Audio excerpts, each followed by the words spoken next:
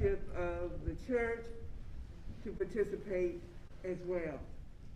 We have the county mayor, most of us know him, and Mr. Jerry Dimmons, who's the mayor of the county here and member of St. Mark AME Church, Orlando, and whose wife is Representative Dimmons, who is also a longtime advocate and friend of the church. We also welcome Commissioner Regina Hill. Come on, acknowledge her as well. We are grateful that you could come. And State Representative Camille Brown. We are glad to have you as well. The bishops here representing are Bishop John White, who is the chair of the General Conference Program Committee, and Bishop Vashti Murphy McKenzie, who is the program chair of the General Conference Committee. Bishop White is a Floridian, and we are excited to be here, and he is the presiding prelate of the 4th Episcopal District, and Bishop McKenzie is the presiding bishop of the 10th Episcopal District. We're going to allow them to greet. Am I reading or they're greeting? Yes, Bishop. So first of all, this is the Right Reverend Elizabeth Ann Henning Byfield, who's the president of the Council of Bishops. Thank you all for being here today. My name is John Thomas III, editor of the Christian Recorder, and I'm helping to facilitate this. Thank you for the greeting, Bishop. We have, as she stated, our 3 elected representatives who each has been invited to give a brief statement, after which the church will give a statement and we will entertain press questions. We have some outlets who are watching who have sent in questions and some who are here. We thank you for being here. And at the end, we will acknowledge the bishops of the room. But I want to note right now, we have with us, in addition to the dais, we also have, well, we'll just go ahead and call him Bishop Messiah from the 17th Episcopal District, Bishop Mitchell, who is a Florida. The 17th District is Central Africa, and he's the president of the General Board, and should be up here. Bishop Mitchell, who is from the 12th Episcopal District. He is a native Floridian. That's Arkansas, Oklahoma. Bishop Jackson, who is from the 6th Episcopal District, Georgia. Bishop Seawright, who is from the 9th Episcopal District, Alabama. Bishop Few, who is from the western area of the United States in the 5th Episcopal District. Bishop Webster, a retired bishop and native Floridian. And Bishop Brailsford, who is the bishop of the 20th Episcopal District, that is Malawi and Zimbabwe. And we have Bishop Leaf, who is from the 30th Episcopal District, my home bishop, and Bishop Davis, who is from the 2nd Episcopal District, that is the DC metropolitan area. Those are the bishops in the room at this time. We wanted you to know who they were, and we have the senior bishop is here. So thank you, senior. We held it to wait for you. So the senior bishop of the AME Church, the Right Reverend the Right Reverend Adam Jefferson Richardson Jr., who is the senior bishop, a native Floridian, and our host bishop. So at this time, as the senior situates himself, we will begin with the statement by County Mayor Dimmons once the senior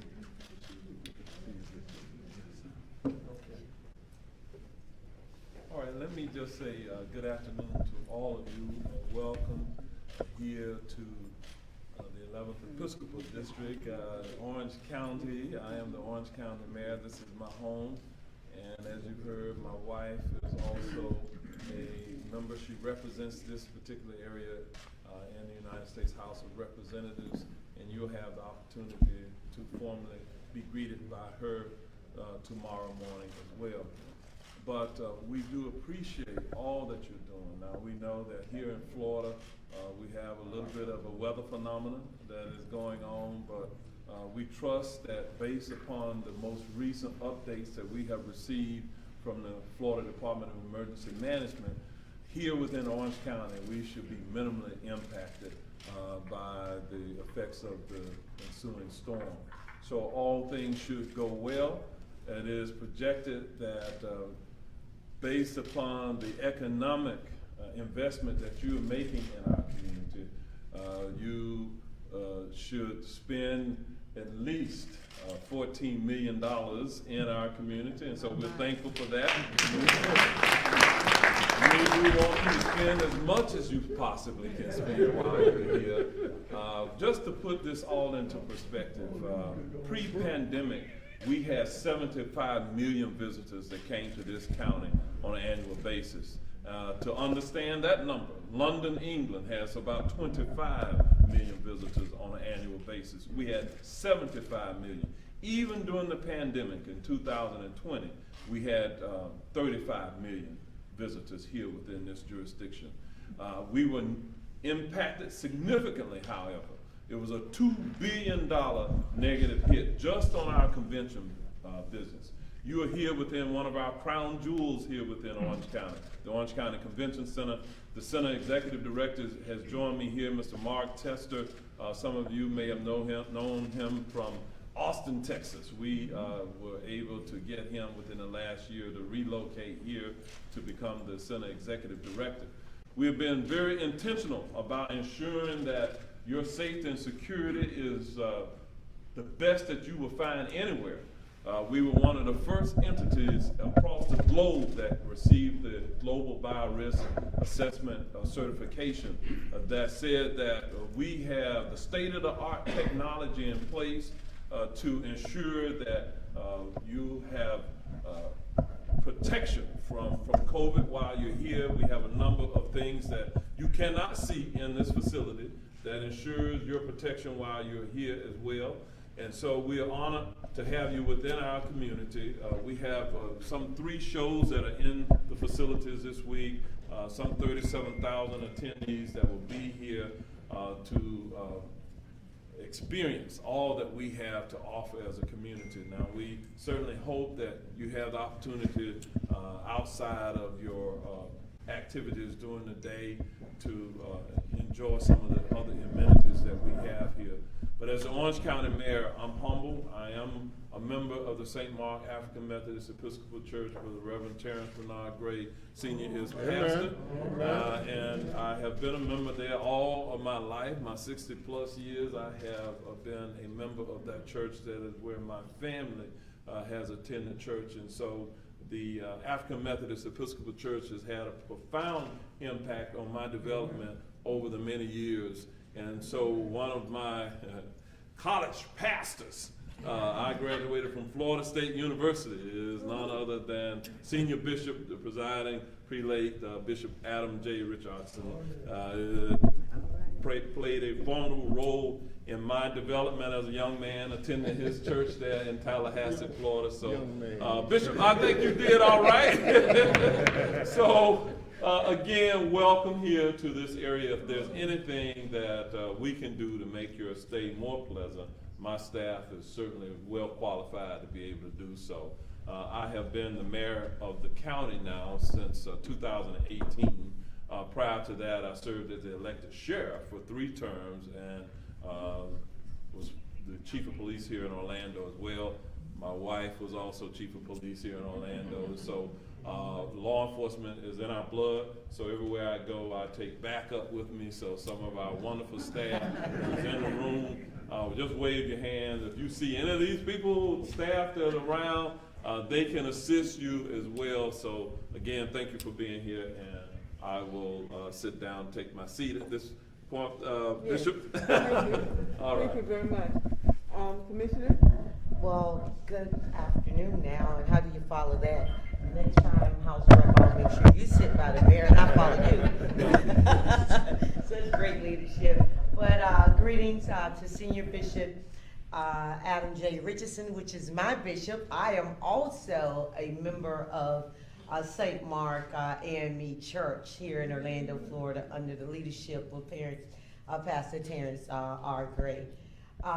You know, I'm in my 50s. I came up in St. John Free Methodist Church under Reverend Ashley there in Tavares, Florida.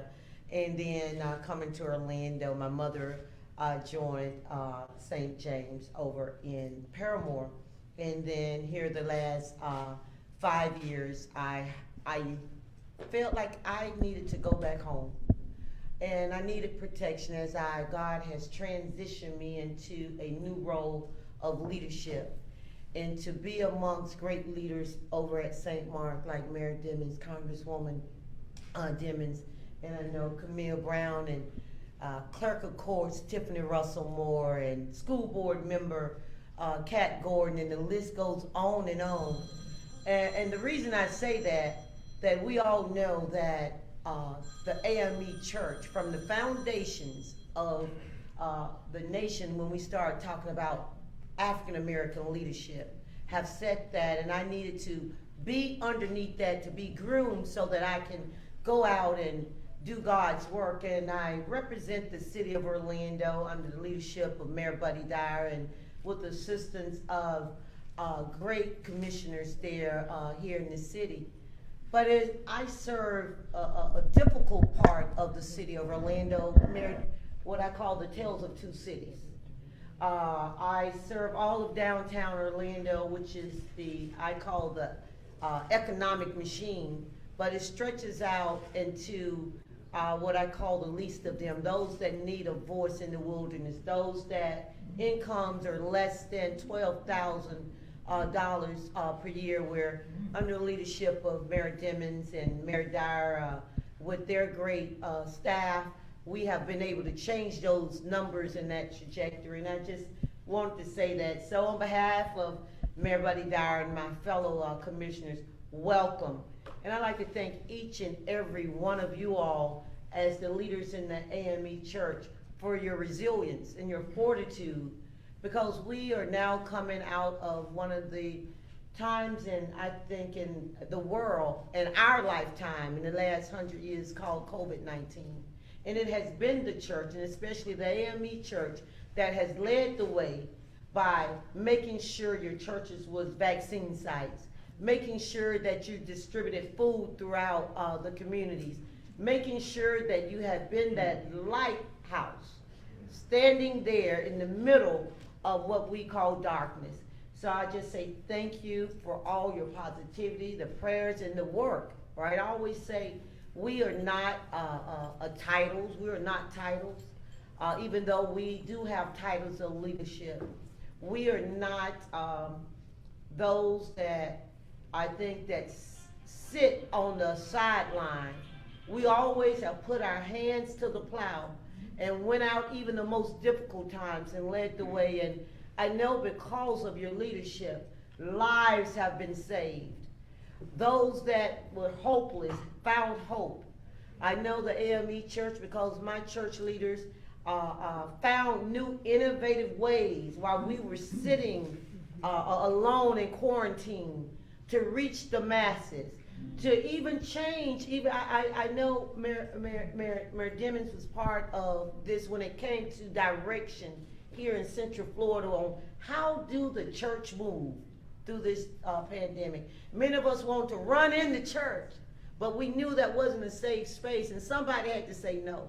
And this mayor said, no, we need direction so that lives can be saved, and found these innovative ways to reach the masses through our new thing now we call the internet. It was old, but it became new to many of us. And then to reach those small businesses, to make sure that they were able to be sustainable and to survive. And so there were many town halls that was led by the AME Church throughout the nation when it came to health care, when it came to small businesses, when it came to mental health, and just the guidance of the CDC. You all became just that engine that led, and I just say thank you, thank you, thank you for your continued leadership. And I'd like to once again welcome you to your 51st quadrennial. I could not say that right. I remember I told you I was from Tavares, Florida. So I still got a little country twang, a bishop from Alabama. But welcome, and we just, as the mayor said, just welcome you here and making sure that we continue this great work that each and every one of you all have started. As the mayor stated, there is plenty of things to do here in the county, and I know you're gonna leave a little coins behind, but we got some things over there in the city of Orlando and in Paramore for you to do also. Just leave a few dollars there if you don't mind. Thank you very much. All right, State Representative Brown. Thank you. To A.J. Richardson, Senior Bishop and Resident Presiding Prelate of the 11th Episcopal District, Supervisor Connie S. Richardson, to all of our bishops, active and retired, as well as our leadership and our membership of this great Zion. I would be remiss if I did not mention my pastor, the Reverend Terrence Renard Gray as well. But good afternoon. I am Representative Camilla Brown, currently the Democratic Pro Tem of the Florida House of Representatives. I represent House District 45 here in Orlando. And it is truly an honor and a privilege to extend a heartfelt welcome to the participants of this 51st quadrennial session of the General Conference. It is a pleasure to welcome my fellow AMEs to the City Beautiful. As we embark on the 51st General Conference of the AME Church, under the guiding theme of From Legacy to Mission, a call to prophetic education and social engagement, I know that the next 5 days will not only be geared towards hearing reports and electing new leadership, but also creating safe space for fostering meaningful conversations and developing actionable solutions to the issues that our communities have faced and are facing on a daily basis. The COVID-19 crisis has taken the modern world to a space it has never been. Not only did our schools close and our businesses close, but also it forced churches around the world to change the way we actually worship. Most of us learned how to attend church via the internet, and I would say that although many of our grandmas are still trying to figure that thing out, but the sacred place where millions gather each week to pray and to worship and to learn the word that actually nurtures us and helps us get through our week, was suddenly no longer there. It created a new day and a new way of life and new rules as to how we actually interact with each other. And so, as we prepare for the aftermath of this pandemic, our churches are at a unique place. Although the pandemic was bad and thousands have died, we definitely learned that we still function and communicate and even spread the word in new ways. As Black folk continue to strive for equal treatment and criminal justice reform, it is my belief that the church plays a key role in that fact and in that fight. The Black church has always been sort of the heart and soul of many of our communities. So it's important to show that when people no longer can come to the church, that we still can be the church. We cannot leave a legacy of continuous inadequacies in our education system. Our Black mamas dying trying to give birth. Our Black men being murdered by police. We are still fighting for voter suppression and voter restrictions right here in 2021. We are battling a national affordable housing crisis. Our zip codes are determining the life expectancy of our people. Health inequalities and a lack of vaccinated members coming back to our churches. These are the challenges that we are still facing. And the good news is that we serve a God, an amazing God. And in this room, we have leaders that have been fighting and will continue fighting for our communities. I challenge you, the church, to join me by leaning in further, to participate through the entire process of this uprising we see here in our country, personally, but also collectively, and even, I will say, monetarily, because our lives actually do depend on it. Despite what my generation says, there is no important role that the church plays in this season, is untrue. I still see that it is important and an integral piece of our solutions today. I think that also that there is something for everyone to really take part in.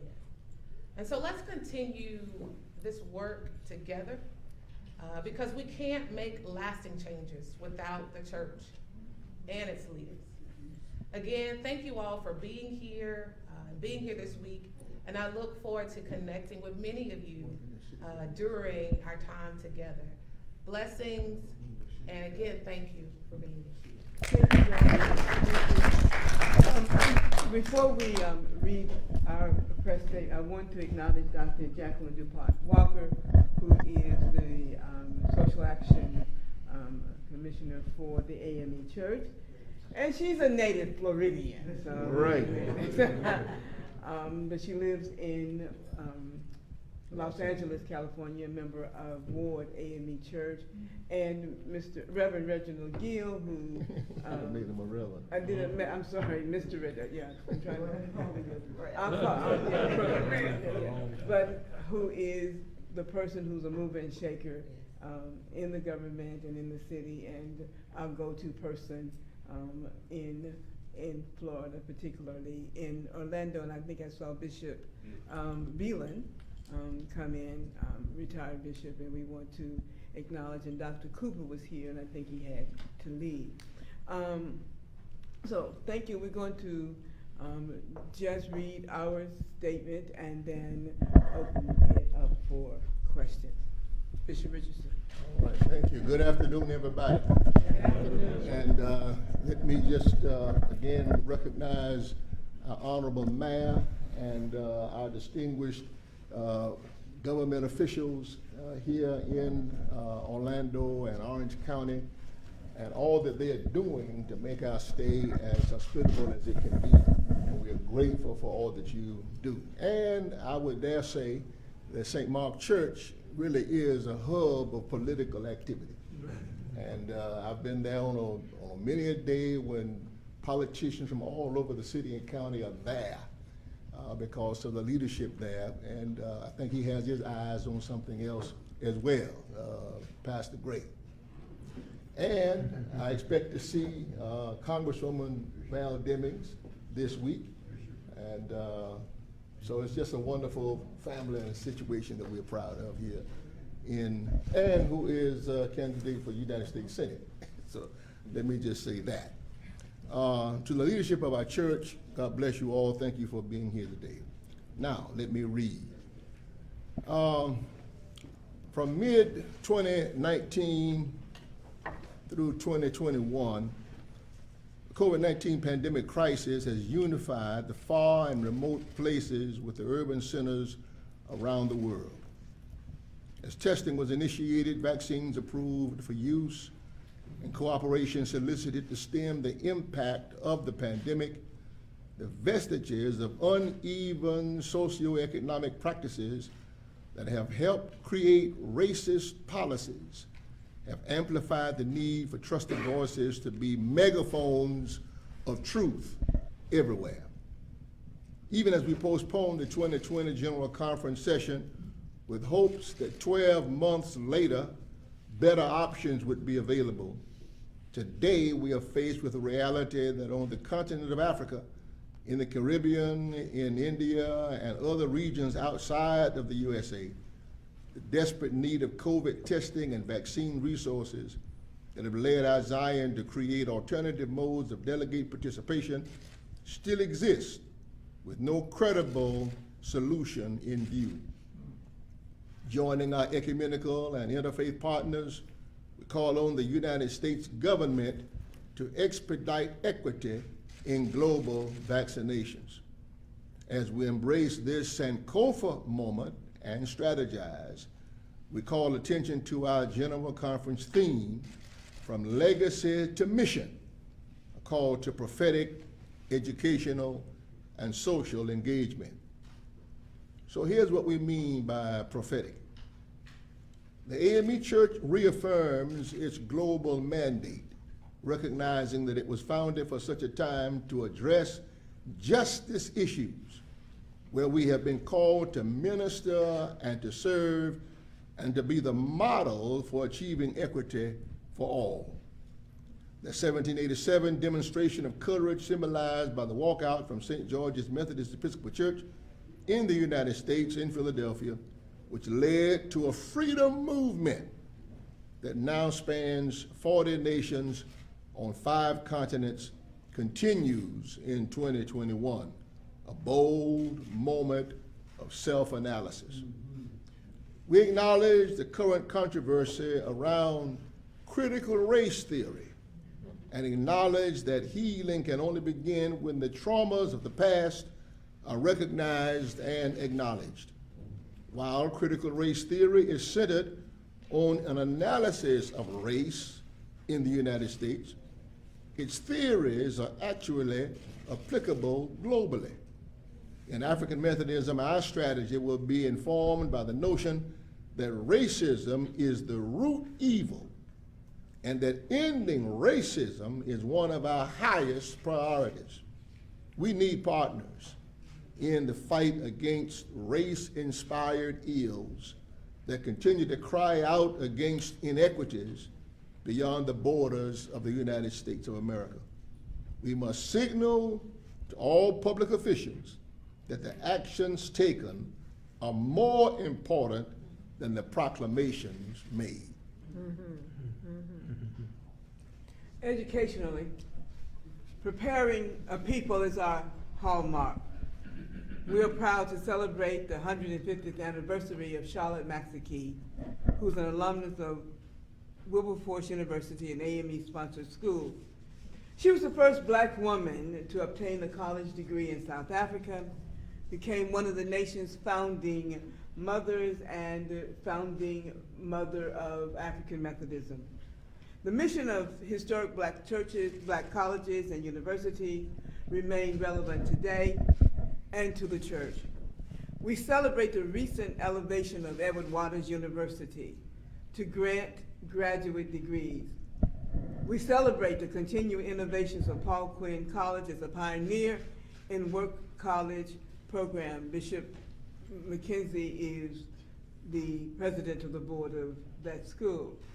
Allen University, ongoing partnerships with the Boeing Corporation and shorter college innovative programs to assist formerly incarcerated persons in obtaining education to begin full new lives, and globally, AME University in West Africa, in Monrovia, Liberia, as the largest private institution of higher education in the Republic of Liberia. And recently, Wilberforce University made history when they canceled the debts of all of the graduating students in 20 and 21. Social engagement. Social engagement includes civic engagement. It's a hallmark for the Church of Allen. In this season of increasing hate crimes and voter disenfranchisement, we are reminded of the importance of the call to public service.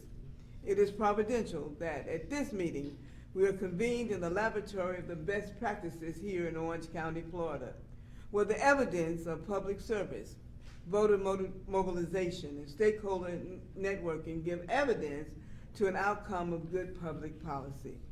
When calling the roll, as we have called today, AMEs are in the house at the local, county, state, and federal levels, encouraging and empowering AMEs to continue to be a part of the legacy and the leadership mix is our AME DNA.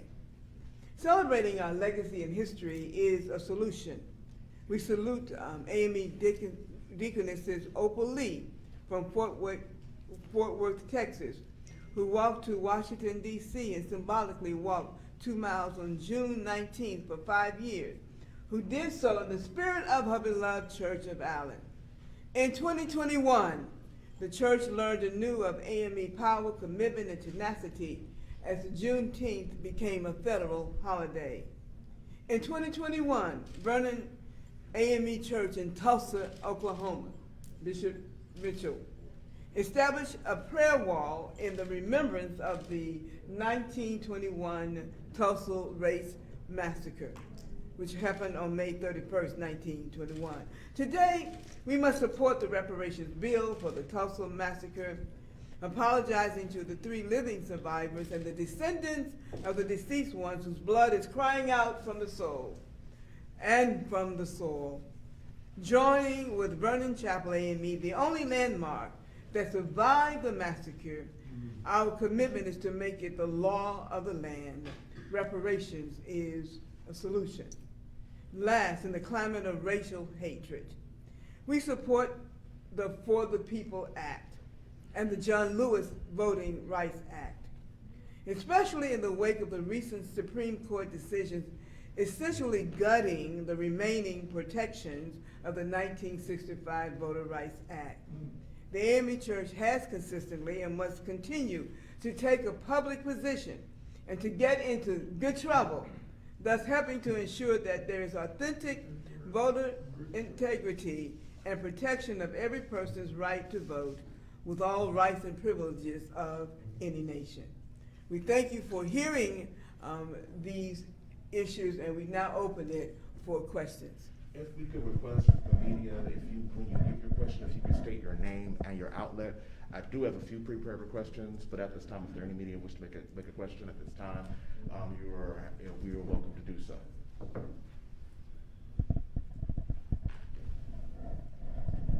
Just raise your hand and we'll call on you. Yeah. Hi, Bishop. I'm Kevin Sack with the New York Times. Can you tell us a little bit about how many folks are here for this convention and what the normal attendance would be in a non-pandemic year? He didn't hear the question. What is he wants to know the attendance, the number of delegates here, and people who are coming to observe. And what it would be in a non-pandemic year. How's this different than it would have been? I didn't get the last part of the question. And how is it Just different? interested in how the attendance this year would be different than in a normal year. I think the difference is because of the virus. No, but I'm just talking about the numbers. How many folks this year? Oh, we have approximately 2,000 delegates that are here. We would normally see double that as a part of our non-pandemic meeting, and it would also generate hundreds of observers who come who are not delegates, and because the election process is very important to us at the General Conference, the candidates themselves will to bring hundreds of persons to operate the staff in their campaign, and then we have vendors who come to support the population. So we can see upward of over 10,000, sometimes 20. 30,000. Yeah, about 30,000 would be about, but we are at 2,000 delegates and about another 500 to 1,000 as it relates to those who are not delegates and alternates. Thank you. We have a question texted in from the Del Banks of the Religion News Service. The question is, what is the status of the AME Church's boycott of major companies in light of the controversial election law in Georgia and lawsuit filed in the 6th Episcopal District? Are there specific activities continuing, and is the entire denomination involved in either boycott or suit? Okay, before we answer that, the other thing I want to say is that at the same time, we are also having the General Conference in Africa. And so we have provided digital and Zoom coverage for, at this point, about 300 who could not come over because of the pandemic and other reasons in terms of visas and so forth. And that would have been double, excuse me. Yeah, it would have been double, because in addition to those 300 actual elected delegates would be alternates and observers. And especially in that context, it would have been unusual that we would be having one meeting on two continents. And that's what is happening in this instance. And it would have been brilliant to see brothers and sisters from the continent attending that meeting that they could not have done coming here. So, Bishop, you want to answer that question, or you want Bishop Jackson? I think Bishop Jackson, who is currently the bishop in Georgia, probably would be the better person to respond to that, whether he has an answer to it or not.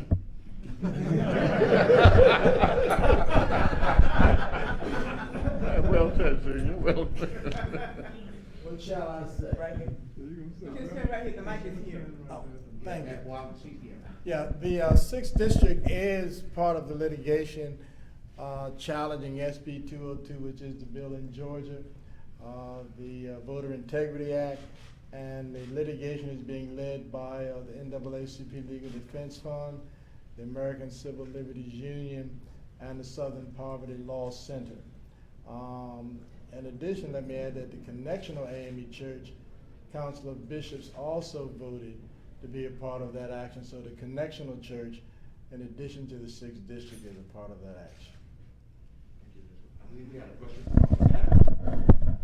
Antoine Sirak, Christian recorder and a commentator for CBS News. I have two questions. I'll start with you, Madam President. When the AME Church leaves, the country succeed.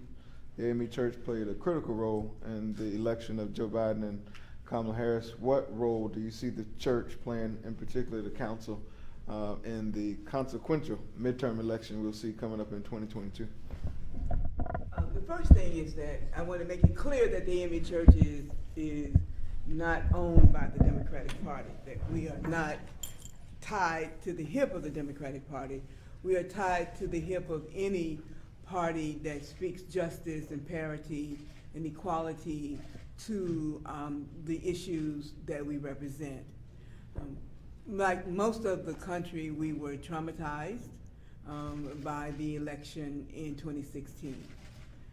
We were traumatized in the changes of laws, and the changes of practices and positions, and in the open way in which people of color, particularly African Americans, were vilified, threatened, and murdered, and in some cases laughed at, justified about how that happened.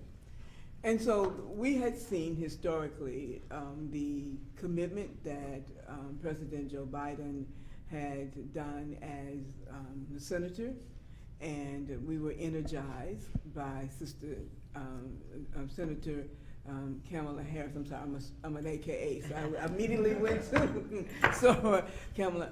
And so we supported the issues that came through and the articulation of those issues, not as a denomination, but as people who are committed to that. We are extremely concerned about the midterm election. Historically, whoever is president, the midterm elections, particularly with Congress, flips. And with the slippery slope and with the continuing boycotting and the way in which we've seen the leaders of the Republican Party stonewall any attempt for change, we have to make sure that the persons that we elect represent all of the people, that they represent the government fairly, and we will be doing due diligence to work individually as bishops, as pastors, as members, to make sure that those issues are represented and we don't lose what we've gained. The second and the last part of that is we slept historically. We didn't this time, but we slept historically on the state races, on the mayoral races, on city council races. And so what we have seen is when we go to sleep on those races,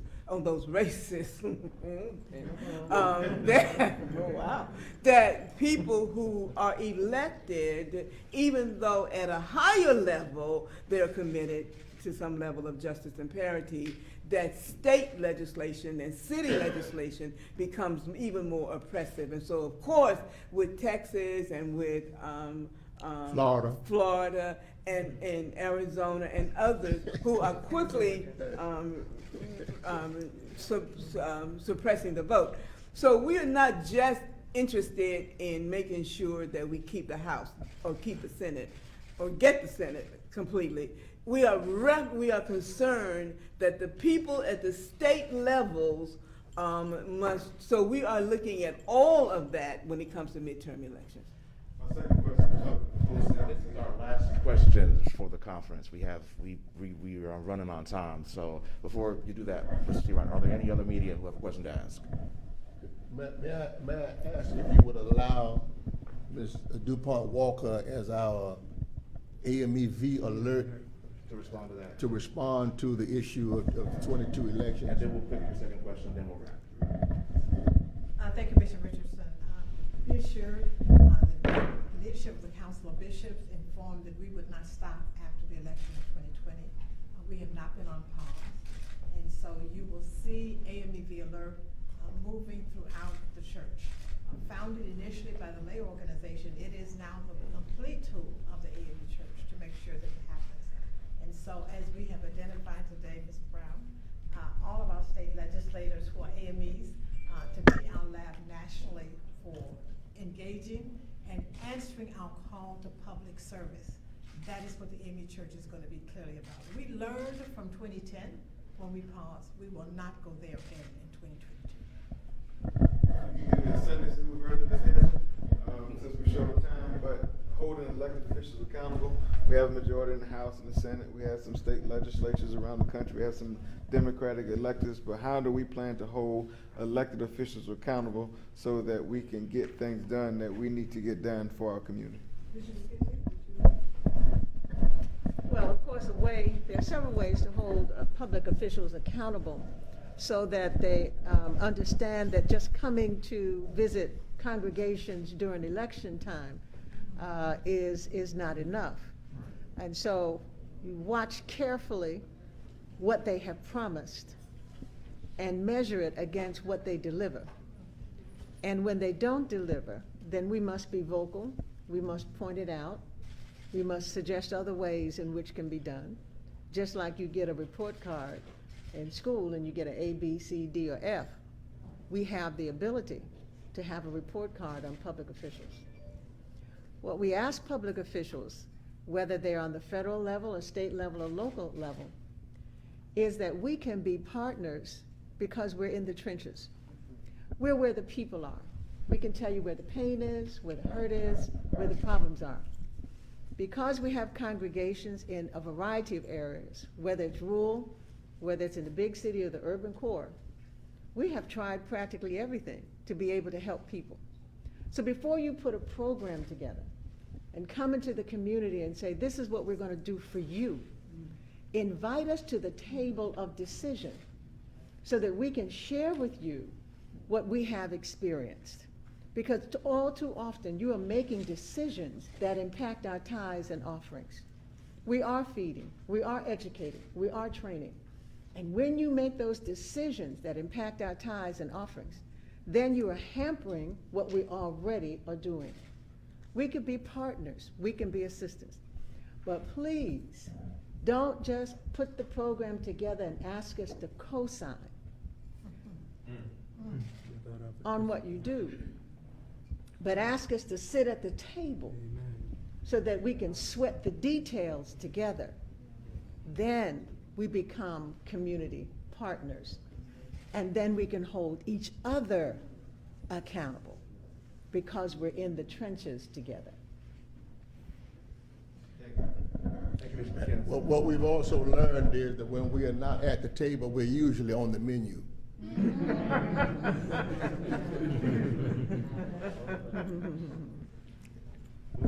Had a word from the senior bishop.